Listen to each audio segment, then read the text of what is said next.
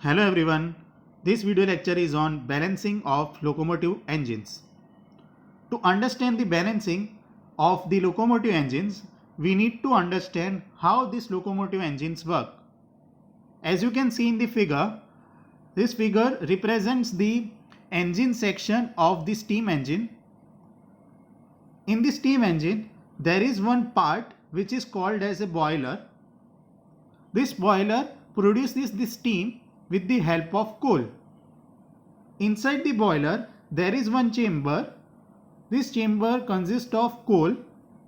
A person which is over here feed the coal inside this furnace. As the coal enters into the furnace, we need some external heat energy to heat the coal. So as the coal is getting heated, it will produce hot gases. Now the hot gases which is produced inside this furnace will passes through the multiple tubes inside this boiler. So you can say that the hot gases will passes inside these tubes and there is a water which is outside these multiple tubes. The heat from this hot gas will passes through the water which is surrounding the tubes, and as a result the water will be converted into the steam. Now with the help of this steam, you can see one reciprocating piston and cylinder arrangement. So this steam will operate the piston and cylinder arrangement, as a result of which it will gives the power to the wheel. So this is how your engine will operate. Also, the hot gases which are there inside this tube, it will move out of the engine through the chimney. So you can see one chimney over here.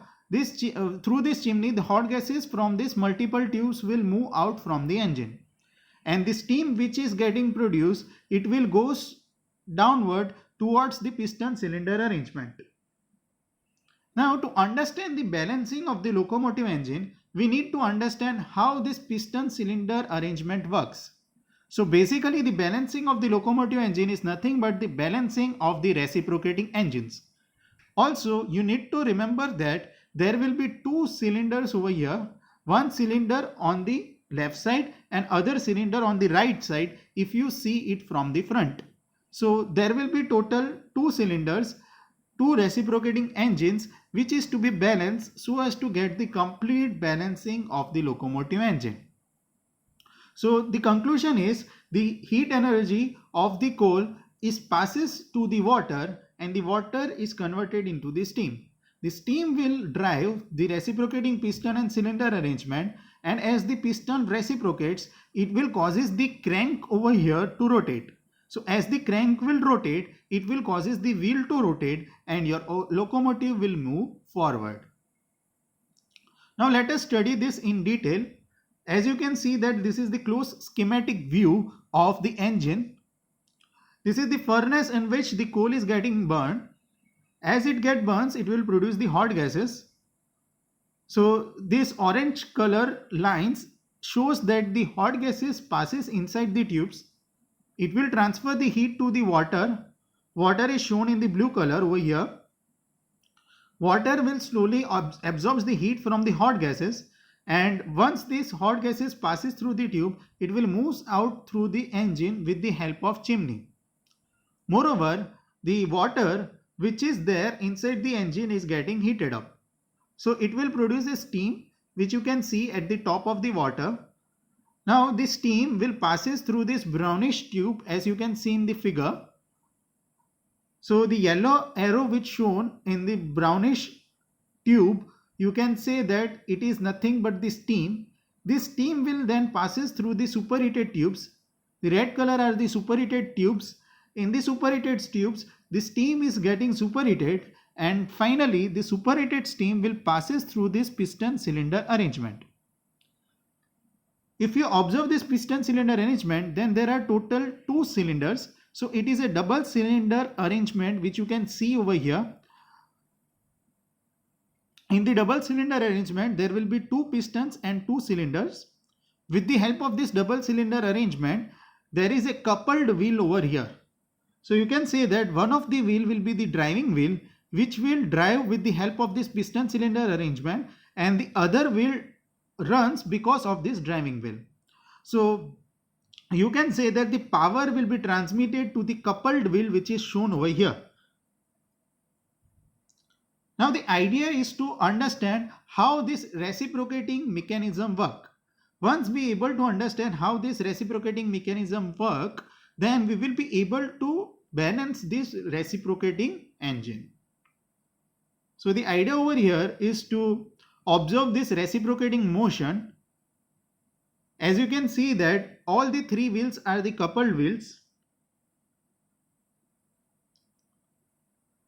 In the double piston cylinder arrangement, the power will be transmitted to the driving wheel, and this driving wheel is coupled to the two wheels which are on the opposite side of this driving wheel. So the power will be get transmitted from the driving wheel to the other coupled wheels, and this is how your engine will move forward. So you can clearly see the animation over here. The steam is coming from the upper end. As the superheated steam will comes from this upper end, it will get compressed. So the red color represent the compressed steam, and the bluish color represent the expansion of the steam. So you can see the motion of the piston which is there inside the cylinder because of the compression and expansion.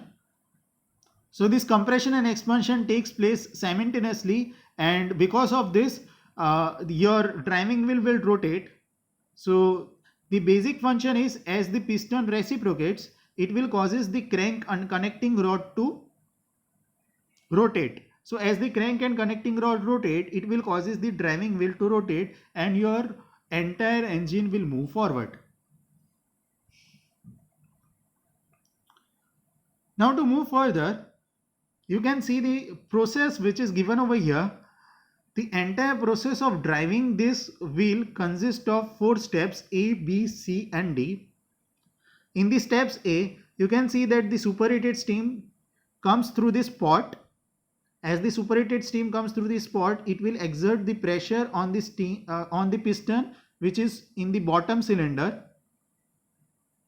As the steam is coming through this pot, it will pushes the piston which is over here.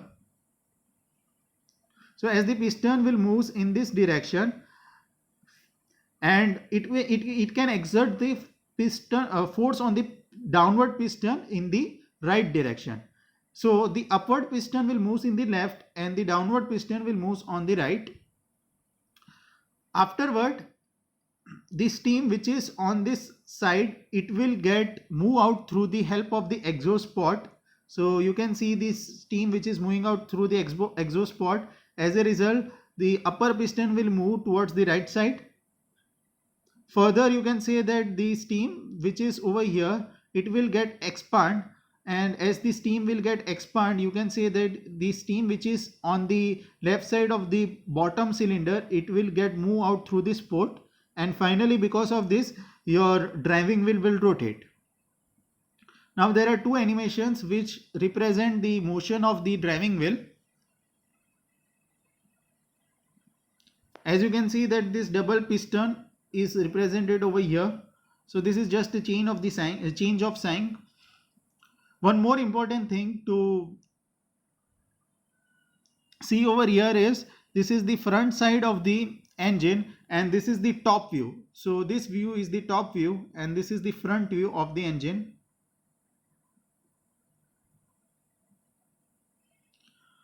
If you want to see how crank will look like, the crank will look like over here like a U shape. So from the top view you will be able to see a crank.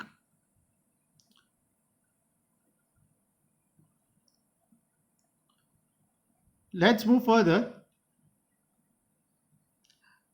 This figure represents the steam engine. As you can see the double cylinder over here, and this double cylinder operates the coupled wheel, and as the double cylinder operates the coupled wheel, your locomotive will move forward. One more thing to remember is, there is this double cylinder over here on the left side and it is over here on the right side too. So to represent the simplified form of the cylinder and the reciprocating piston and cylinder, then you can see the figure over here. This figure shows that there are total 2 cylinders. Fine. This is also a double cylinder. Okay. Now this double cylinder will operate a wheel which is on the right side.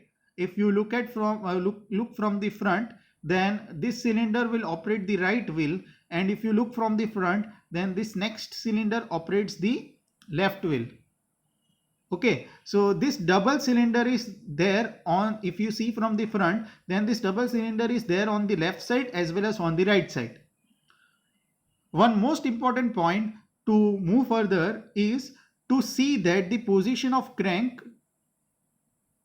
for the first cylinder and the position of the crank for the second cylinder. There will be always 90-degree angular difference between both these cranks. So you can see that the relative angular displacement between these two cranks will be 90-degree. This is done so as to get the highest torque when the train is getting started. Understood?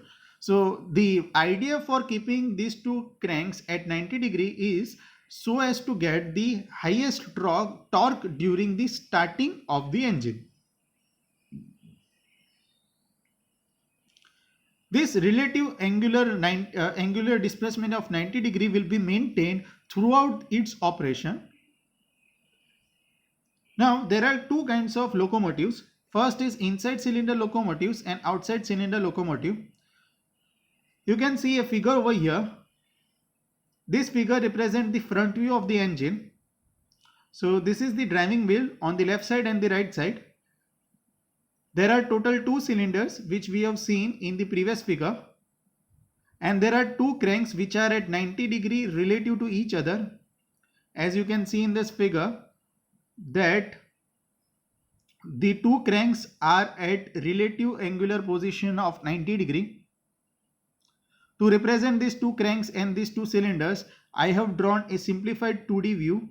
So this simplified 2D view is shown over here.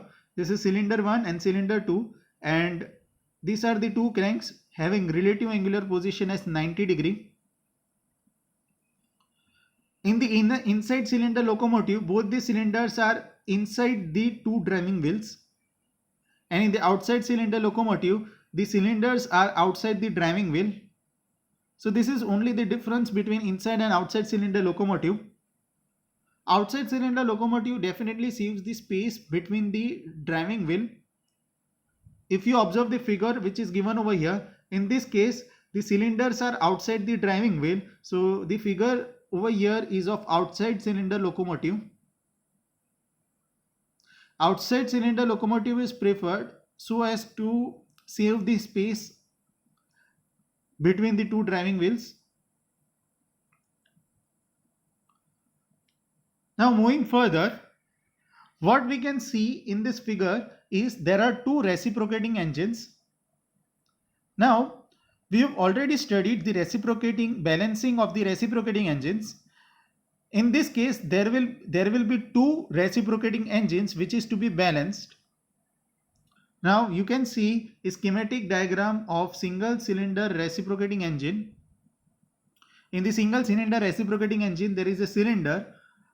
This cylinder represents a cylinder which is over here. Now this cylinder is operated with the superheated steam.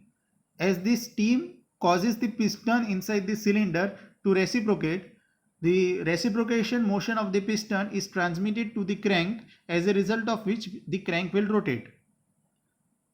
Now from the chapter of balancing of reciprocating engines, we have studied the primary force which is acting on the piston. So the formula of primary force which is acting on the piston is m omega square r into cos theta, where m is the mass of the piston, omega square is the angular velocity, r is the crank radius, and theta is the angular displacement from the line of stroke. Now in this case, we have to assume this piston mass as imaginary mass over the crank. To balance this reciprocating engine, complete balancing is not possible, as we have studied earlier that complete balancing of the reciprocating engine is not possible, because if we try to balance the primary force which is acting along the line of the stroke, then you are getting unbalanced force acting perpendicular to the line of stroke. So complete balancing of the primary engines is reciprocating engines is not possible. So in this case, to balance this mass, reciprocating mass which is kept over here, we can attach the balancing mass over here, and the value of this balancing mass will be C times the reciprocating mass, so that the unbalanced force acting along the line of the stroke will be 1 minus C m omega square r into cos theta. So this MB will be having a centrifugal force in this direction, and the imaginary mass is having centrifugal force in the radially outward direction. So the balancing mass will be having two components, one horizontal and one perpendicular to the line of stroke. Now the unbalanced force which is acting along the line of stroke will turns out to be 1 minus C m omega square r into cos theta. So the thing which you need to remember while going further is the force which is acting along the line of stroke of the piston, and this force is the unbalanced force. So you can say that the reciprocating engine is only partially balanced. So this is the unbalanced force which is left, which is 1 minus C m omega square r into cos theta. You can see one more figure which is given over here. This figure represents the left side wheel, right side wheel, and the front view of the reciprocating engines. So if you see these reciprocating engines from the front, then you can see these two rectangles as the wheels, and the reciprocating there are two cylinders which are outside the driving wheel. As the two cylinders are outside the driving wheel, you can see a crank which are shown over here. And if you observe the left hand side wheel and the right hand side wheel, there is one balancing mass which is shown over here. This is the balancing mass. You can observe in both left hand side and right hand side wheel. This balancing mass is attached opposite to the crank. So balancing mass causes the CG of the wheel to shift, right? So if the wheel is of having weight W, then this weight W of the wheel will shift towards the balancing mass, because this balancing mass will causes the unbalance of weight in the wheel. As a result, the CG will shift towards the balancing mass. Also, you can see that this is the crank and the connecting rod of the left side wheel, and this is the crank and connecting rod of the right hand side wheel. As you have observed that the angular position difference for both the cranks is 90 degree. So in this case, if you can see the angle between the crank and the connecting rod for the left wheel and for the right wheel, then the angular difference the angle between the crank with respect to that of the connecting rod is let's say theta, then for the right wheel it will be 90 plus theta. So angular displacement of 90 degree will be, relative angular displacement of 90 degree will be maintained between both the wheels. Now to balance these reciprocating engines, we need to balance the two reciprocating engines so as to balance the locomotive. So let's move further and understand three terms over here. First term is the tractive force. Tractive force, definition of the tractive force is the resultant unbalanced force which is acting inside the reciprocating engines. So FHU1 is the horizontal unbalanced force for the first piston cylinder arrangement. The value of unbalanced horizontal force is 1 minus C m omega square r into cos theta. As two cylinders are at a relative angular displacement of 90 degree, the unbalanced force which is acting in the second cylinder in the horizontal direction, that is along the line of the stroke, will be 1 minus C m omega square r into cos 90 plus theta. This cos 90 plus theta will be minus sin theta. So you will get minus of 1 minus C m omega square r sin theta. The tractive force is what? It is the resultant unbalanced force acting along the line of stroke for the entire engine. So you will get the value as 1 minus C m omega square r into cos theta, and over here it will be a minus sign, minus 1 minus C m omega square r sin theta. So finally you will get the Ft, that is the tractive force, as 1 minus c m omega square r into cos theta minus sin theta. Now we need to find out during which angular position you will get maximum or minimum tractive force. So as to get the maximum and minimum value of the tractive force, you have to differentiate this equation with respect to that of the theta and equate it to 0. So once you do that, you will get the differentiation of cos theta minus sin theta, which is minus sin theta into cos theta is equal to 0, and therefore tan theta is equal to minus 1.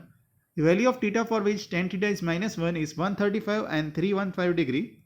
So for one angle it will be a minimum value and for the other it will be a maximum value. So if you replace theta is equal to 135 in the original equation, then you will get ft as 1 minus c m omega square r into cos 135 minus sin 135, and that will be equal to minus root 2 1 minus c m omega square r. And maximum value of the attractive force occurs when theta is equal to 135 degree. So once you replace theta is equal to 135 degree, you will get the tractive force maximum as root 2 into 1 minus c m omega square r. So the tractive force is given by value ft is equal to plus or minus root 2 1 minus c m omega square r. This term is very important as per the exam point of view. So you need to remember the term tractive force inside the locomotive engine, which is equal to the unbalanced force acting along the line of the stroke. Next technical term which you need to remember is swaying couple. To understand the term swaying couple, consider the same figure. This figure represents the two cylinders and two reciprocating engines. So this is the first and this is the second reciprocating engines. To represent this diagram into the 2D diagram, there are total two cylinders which are over here. Now inside these two cylinders there are piston and the crank and the connecting rod. Also we have the relative angular displacement between the two cranks as 90 degree. Now FHU1 and FHU2 represent the unbalanced force which is acting along the line of stroke of the piston. So if this is a piston cylinder arrangement, then the unbalanced force which is acting along the line of the stroke of the piston is FHU1 and FHU2. And if you see the center plane which is shown over here, then across the central plane, the force FHU1 will produce a positive couple and the force FHU2 across the central plane will produce the negative couple. The couple is nothing but the force into the distance. So let's say that these two cylinders are at a distance, of L. Then central plane will be at a distance of L by 2 from both the cylinder. Now swaying couple is nothing but the resultant couple which causes both the cylinder to either rotate in the clockwise direction or in the anti-clockwise direction. So swaying couple is the resultant couple inside the locomotive engine. To find out the value of swaying couple, we can take the resultant couple which is nothing but FHU1 into L by 2 minus FHU2 into L by 2. So for one of the force the couple is in clockwise direction and for the other force the couple will be in the anti-clockwise direction. So that's why we need to use the subtraction sign between the two couples. So finally you will get CS value as 1 minus C m omega square r cos theta into L by 2 minus 1 minus C m omega square r into sin theta into L by 2. Now here you will get minus sin theta because cos 90 plus theta is minus sin theta. So finally this minus and minus will convert into the plus. So finally you have to derivate this couple value as 1 minus c m omega square r cos theta plus sin theta into L by 2 to get the maximum and minimum value. This derivative should be equal to 0. So once you equate it to 0, the value of the derivative will be equal to what? Minus sin theta plus cos theta is equal to 0 and tan theta is equal to 1. So theta will be equal to 45 degree or 225 degree. For the minimum value of swaying couple, replace the value of theta as 225 degree in the original equation 1 minus c m omega square r into cos theta plus sin theta into L by 2. So you will get the answer as minus L by 2 1 minus C m omega square r, and for value of angle theta is equal to 45 degree, you will get the same value with the positive sign. So finally the swaying couple is plus or minus L by root 2 1 minus C m omega square r into cos m omega square into r. So swaying couple is nothing but the resultant couple produced due to the horizontal unbalanced forces inside the locomotive engine. Next terminology which you need to remember over here is the hammer blow. What is hammer blow? To understand the hammer blow, you can see one figure over here. This figure is of a driving wheel. To represent the driving wheel in a more systematic way, you can see the left hand side and right hand side view of the driving wheel. In the right hand side and left hand side of view of the driving wheel, there is a balancing mass which is over here in the grayish color, which is shown over here. Now, because of the reciprocating engine, the force will vary in the vertical direction of the wheel. So the force which is acting in the vertical direction of the line of stroke, so you have a piston cylinder arrangement in which the crank is rotating. So there will be a two component of the force, one across the line of stroke which is m omega square r into cos theta, and one perpendicular to the line of stroke of the crank and the connecting rod, or perpendicular to the line of action of the reciprocating engine. So perpendicular to the line of stroke of the reciprocating engine, you will be having a vertical force which is equal to mb omega square rb into sine theta, and this vertical force is due to the balance mass mb. So the vertical force which is acting on this balance mass is mb omega square rb into sine theta. If you can see this diagram over here, this diagram is nothing but the variation of the pressure which is acting between the wheels and the rails of the locomotive. So you can say that when these wheels runs parallel on the rails, then it will be subjected to the weight of the wheel. So let's say that this is the rail line.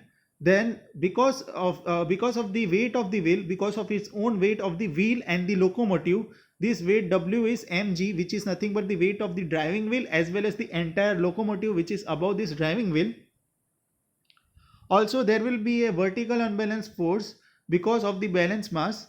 So there are total two forces which is acting. First is the weight of the entire system, and that weight is constant. So if you see the diagram which is given over here, in which weight W is equal to mg will remains constant irrespective of the angle of the crank.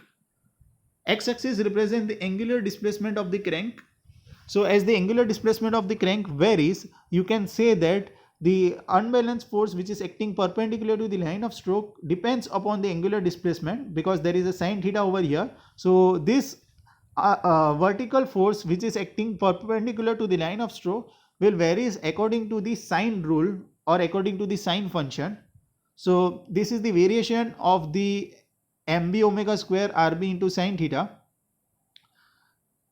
If you can see that this diagram represent what? This diagram represent the net pressure between the wheel and the rail. So the net pressure between the wheel and the rail is W plus or minus mb omega square rb into sine theta.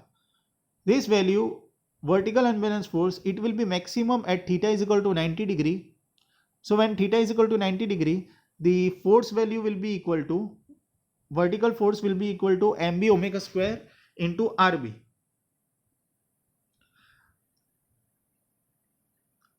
Now if the balance mass is at the lowermost position, let's say that when the balance mass is at the lowermost position, then the centrifugal force on the balance mass will be radially outward direction. So the weight and the centrifugal force both are in the same direction. So you can say that it will be having a maximum pressure on the wheel. So maximum pressure on the wheel will be equal to what? Net pressure acting on the wheel will be weight of the entire system plus the centrifugal force. So when this balancing mass is at the lowermost position, then you will get the maximum pressure on the rails. And when this balancing mass is at the uppermost position, when the wheel will rotate and the balancing mass comes at the uppermost position, as you can see the position which is given over here, then in this case the weight is acting in the downward direction. So this is the weight which is acting in the downward direction, and this is the centrifugal force on the balancing mass which is acting in the radially outward direction. So the net force which is acting between the rail and the wheel will be W plus or minus mb omega square into rb. Plus sign comes when the balancing mass is at the bottom position and when theta is equal to 90 degree, and minus sign will come when this balancing mass is at the upper position, as you can see in the figure. So minus sign will come when W minus mb omega square rb will becomes when the balancing mass is at the uppermost position. So what you can say over here is the net pressure will be maximum when theta is equal to 90 degree, and net pressure will be minimum when theta is equal to 270 degree. Now understand the situation when W is less than mb omega square rb. What this means? This thing is very important to understand. When the weight of the entire system is less than mb omega square rb, it means what? When the balancing mass will be at the uppermost position, then the centrifugal force on this balancing mass will be greater than the weight of the wheel. Then what will happen? The wheel will get left from the rails. Then what will happen? It can causes the situation of derailing, and which is very dangerous for any locomotive. So the limiting condition which we need to maintain is W should be equal to mb omega square rb. If it is greater than mb omega square rb, then it's fine. But if W is less than mb omega square rb, then it causes the condition of derail. It causes the condition of derail because the net force will be in the upward direction. The centrifugal force will be more as compared to that of the weight of the wheel. So the resultant force will be in the upward direction. As a result, the wheel will get lift up from the rails. So as the wheel will get lift up from the rails, it can causes the problem of derailing. So the limiting condition is W is equal to mb omega square rb, and the limiting value of the angular speed will be equal to what? It will be equal to under root of W by mb into rb. So we can limit the speed of angular speed of the locomotive so as to prevent the derailing. Understood? So when it may happen that when the angular speed of the locomotive exceed this value, then there are the chances of derailing. So with this, I end the part 1 of balancing of locomotive. In the part 2, I will be solving few numerical problems related to balancing.